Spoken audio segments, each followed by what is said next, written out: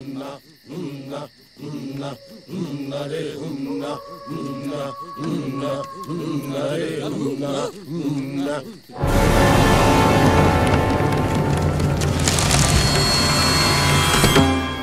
থামলি কেন? চল, সন্ধে সন্ধে পেরোতে হবে গলাকাটা জঙ্গল। সারা শব্দ নেই কেন? ছজনের একসঙ্গে পেলেও বাজি পেচ্চাপ। চল, বকশিস পাবি। বাবা বাবা, এই কি রে? তোরা কি বাবা, কি চাস? লোকে বলে নসু ডাকাত, সাক্ষাৎ নরপিচার।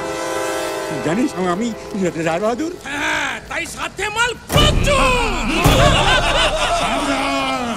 রক্ষা করো ভগবান। সব দিয়ে দাও যদি প্রাণে বাঁচতে চাও। টাকা করি সব চাই, নইলে জমা।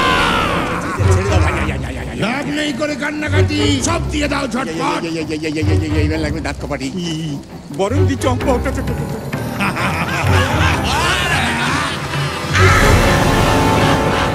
বেঘরে প্রাণ হারিয়ে চৌধুরীর ভূত বিভিন্ন হানাবাড়িতে হানা দিতে লাগলো।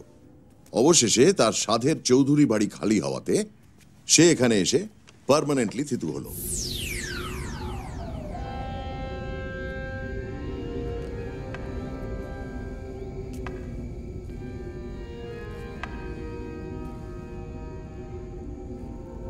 এরকম আরেকটা বাড়ি ছিল ইম্পিরিয়াল প্যালেস। বঙ্গভঙ্গ আন্দোলনের ঠিক পরের কথা।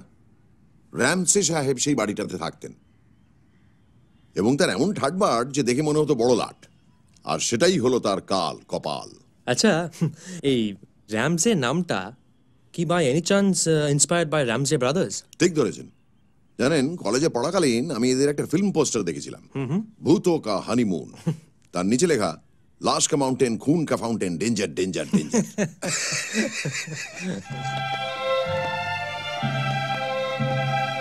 একদিন রামসে সাহেব জুড়ি গাড়ি চেপে গঙ্গার ধারে হাওয়া খেতে বেরিয়েছিলেন। Good afternoon. হবিত হওয়া সেদিনই লাট সাহেব লিটন ফিটন চেপে ঠিক সেখানেই আসার প্ল্যান করেছিলেন।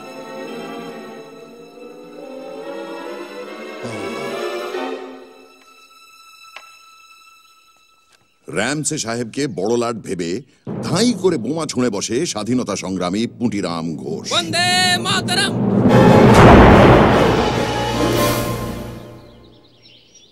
অপঘাতে মৃত্যু হওয়ার পরও রামসে সাহেবের ভূত সাহেবী কেতায় এই ইম্পিরিয়াল প্যালেসেই থাকতেন, কিন্তু সে সুখ তার বেশি দিন টিকল না। এই ব্রিটিশ আমলের পুরনো বাড়িটিতে হঠাৎ একদিন একটি সরকারি অফিস খোলা হলো। রামসে সাহেব পড়লেন মহাভাপড়ে। Hello mister Booth, good morning. Good morning. তিনি গিয়ে ধরলেন তার পূর্বসূরি বুথ সাহেবের ভূতকে, পুরনো এক সিমেট্রিতে। তো উইলকস বুথ সাহেব রামসেকে অভয় দিয়ে বললেন তার অত্যন্ত বিশ্বস্ত এক নেটিভ জমিদার আছে যাকে তিনি রায় বাহাদুর করেছিলেন, এবং তিনি তাকে ফোনে রেকমেন্ডও করে দিলেন। Excuse me, who is the zamindar? I is the zamindar sir. I see you are the zamindar. Yes, I are sir.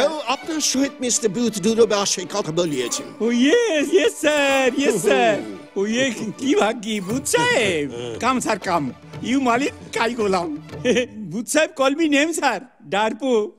Darpoke? না না, Darpo sir. Oh, darpo, like furpo. এর মতলব কি আছে? দর্প মানে obedient sir. Darpanarayan Chowdhury, your most obedient servant sir, Darpa. Oh, I see. Come sir, come sir, come in sir. Ramsay সাহেবকে তো মহা সমাদরে রেখে নিল দর্পনারায়ণ চৌধুরী। এবার চলে আসছি 40-এর দশকে। অলরাইট। চৌধুরী বংশের এক কুলাঙ্গার কেশব নারায়ণ চৌধুরী, যাকে বলে একেবারে গোল্লায় গিয়েছিল। মদ, মেয়ে ছেলে, রেস, জুয়া কিছুই বাদ ছিল না তার।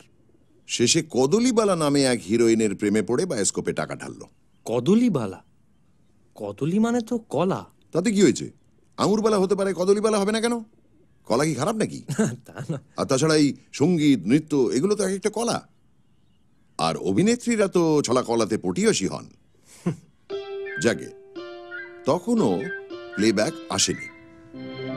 আর এই কদলিবালা ছিলেন গানের জন্য ফেমাস।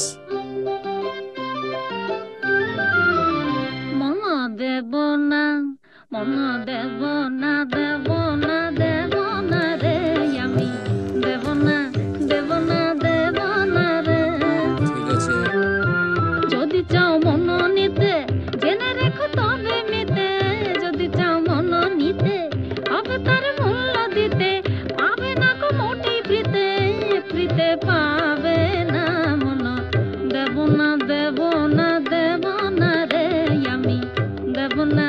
দেব না রে কাট ভেরি গুড। পাবে না কোমটে ফ্রিতে ফ্রিতে তো চাইছি নে। হাতে বাউটি, অনন্ত, মান্তাসা, নাকে নথ, কানে কানপাশা, কোমরে গুড় বিচে, এসব কি দিছি মিচে? তাছাড়া কোম্পানির ওই কাগজও আমি তোমার নামে করে দেব কদলি। I love you badly. ধন সম্পত্তি কিছু চাইনি কেশব বাবু, খালি সিঁথিতে একটু সিঁদুর আর হাতে শাঁখা নোয়া চাই, আর আপনার ওই চরণে আপনার স্ত্রী বলে ঠাঁই। সবুর করো কদু, 7 পাকে বেঁধে করবো তোমায় বধূ। শোনো মনো। রোকো, এ কথা আনলে কো কেশব বাবু? এ তো বাগান বাড়ি। এখন এখানেই থাকো, বে করে ঘরে তুলবো তাড়াতাড়ি। ভুলে যেও না জানো, তোমার পায়ে পড়ি। Don't worry. কেশব নারায়ণ কথা রাখেননি। 33 মাস কেটে গেল, কেশব কথা রাখলো না। আজ বিয়ে করব, কাল বিয়ে করব বলে কেবলই ঝোলায়। ওদিকে কদলীবালার বয়স বেড়ে যাচ্ছে, তার বায়োস্কোপের কেরিয়ারও প্রায় শেষ। এমন সময় সে খবর পেল যে কেশব নারায়ণ বাবার সুপুত্রটি সেজে ছাদনা তলায় বসেছে, আর পাত্রী হচ্ছে পাথুরিয়া ঘাটার মল্লিক বাড়ির মেয়ে। রাগে, দুঃখে, অপমানে গলায় দড়ি দিল কদলীবালা। জীবদ্দশায় যে অভিজাত বাড়িতে সে স্ত্রীর মর্যাদা নিয়ে ঢুকতে পারেনি, মৃত্যুর পর সেখানেই ঠাঁই নিল কদলীর অতৃপ্ত আত্মা।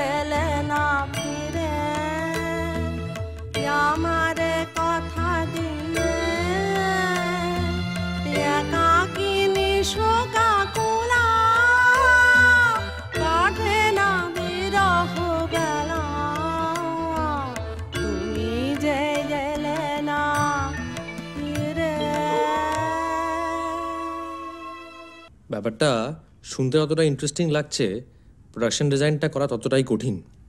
খুব ভালো করে রিসার্চ করে এই বিভিন্ন পিরিয়ডগুলোকে রিক্রিয়েট করতে হবে। প্রপস, ফার্নিচার্স, কস্টিউমস, না না না, ভূতেদের ছবিতে অত রিসার্চের দরকার নেই, একটু মানানসই হলেই হলো। দর্প আর র্যামসের সিকোয়েন্সটা সিপিয়া টোনে করব, আর কদলীবেলারটা black and white, back projection, direct lighting. প্রত্যেকটা ক্যারেক্টারের দুটো করে শ্যাডো পড়তো হাতে আঁকা আকাশের ব্যাকড্রপের উপরে। গ্রে স্কেল নিয়ে ফাটাফাটি খেলা করা যাবে। গুড।